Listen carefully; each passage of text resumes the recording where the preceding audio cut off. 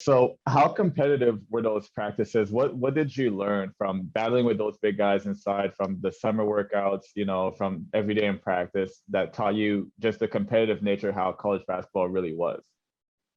Yeah, I mean, I pretty much realized that at 19 years old, I was way too skinny to battle with Zach Hanson and Justin Patton down low. I mean, Justin Yeah. was just such a long wingspan, long legs, and Zach was just the beast, the big boy. And I was just trying to be there. I got Yeah. yelled at a lot of times, but I worked through it, got stronger, and did my best. So. After those guys left, you finally had the breakout season that, when I first saw you working out, I had envisioned this. So you finally got the chance to get on the floor for regular minutes, and you let that be known. I said the numbers at the top of the show. How good did it feel for you to finally just get not only just the regular reps, but to see all that hard work from basically 2 years of learning the system, learning the game, learning how to play, uh, and then finally it's you that's out there on the court that getting buckets, getting all those block shots, being a difference maker in the Blue Jay lineup. Yeah, I mean, I came all the way from Europe, obviously. So it was, first year was obviously try and get back and get to know everything and everybody and try to get used to the system that we had at Creighton. And it was just a, a relief, putting all that hard work in and finally Justin's gone. I'll have my minutes now. So, but yeah, it was fun to be on the court. It was always my wish to be on a starting five too. So Mhm. I really looked forward to that too. I always find it that it's like timing has so much to do with how good a player is, how much he can really show. And like you just said, like that spot opened up for you and you're able to flourish. Was there ever a point where you were just like, man, like this is not really working out the way that I thought, and I basically left home to come and do this? Yeah, it's. I mean, it was basketball part was pretty easy. I knew I'm gonna figure it out either way because I loved basketball so much. It was it was more like the language barrier that was kind of like in between basketball and me, like practices and stuff like that. Like Coach Mack would say one thing and I would understand it differently, Right. and obviously 5 minutes later I get yelled at for the same thing. And then after like 5 times I got yelled at the end of the practice, I go and ask the guys, what did he say? Like Yeah. this, he said this and this and this.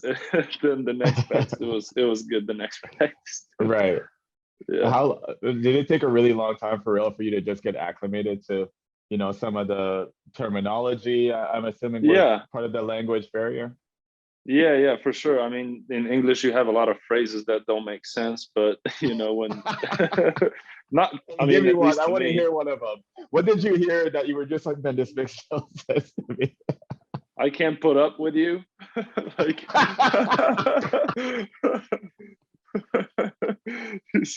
you know, straight up. Oh man, I can only imagine. Like I guess I kind of understand a little bit because I go through that playing in Europe too, but just thinking about it the other way, like a European coming to America, like that's crazy. Yeah, That's hilarious. yeah. That next year you played just as well, if not better. Your scoring went up. And people again, like I said, the fans just really got a chance to see like your full package. But I have a question to ask you. As a pro now, what are some of the things that you can do after a couple years of playing pro that you couldn't do back when you were in college? Just I guess just like I'm doing pretty much the same thing. The teams are using me to guard little guys and uh, switch on ball screens and Mhm. shoot. I shoot threes just the same as at Creighton. Um, so yeah, not much has changed. I like the way like I played at Creighton, so I'm trying to Mhm. keep it up like that too. Mhm. Just try to raise the percentage of 3 pointers. Try to play smarter, obviously with more experience. And then just stay on the court, stay healthy, and yeah, that's it. What has been the biggest difference for you as a pro and as a collegiate athlete? What are some of the things that you notice that, college does that the pros don't do, or something that the pros do that college definitely never does?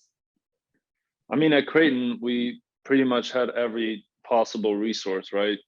You know Mhm. that when you go play That's in true. Europe, you don't have all the foam rollers and all the guns for massaging and stuff.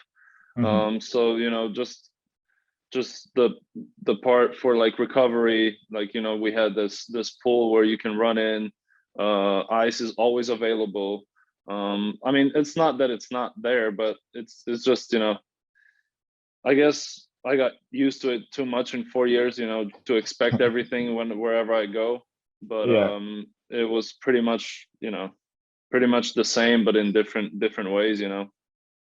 I remember my first practice in Romania. I forgot to bring my own towel to the gym, and I got Uh, definitely ridiculed for that. I was just like, "What? You guys don't have a manager that's gonna get me a towel so I can shower after right. practice?" But no, you're right. It's like there's some of the things that you just grow so accustomed to that they try to make sure it's so easy for you in college. When you get back to the pro game, especially in Europe, it's like they're looking at me all crazy. Yeah, I'm not gonna lie, they kind of spoiled us at Creighton. Just a little bit, right? As much as we Yes, hate to admit it, I guess it is really right. true.